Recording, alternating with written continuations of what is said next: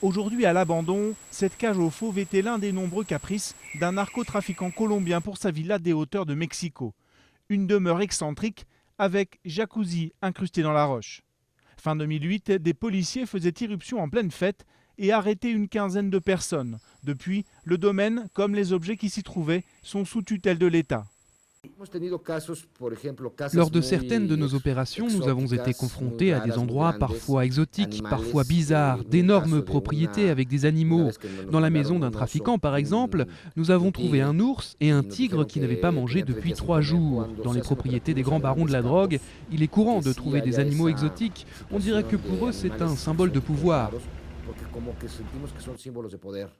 Autre symbole, moins grandiose, ces crosses de pistolets en or massif ou ces montres, bijoux, villas, voitures de sport ou jets privés.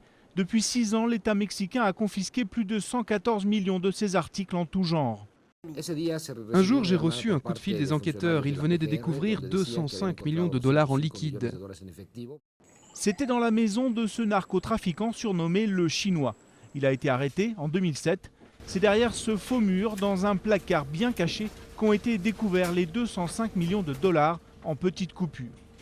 La loi mexicaine autorise les juges à vendre les biens confisqués aux narcos avant même qu'ils soient reconnus coupables. Le pays veut frapper fort contre des cartels tout-puissants.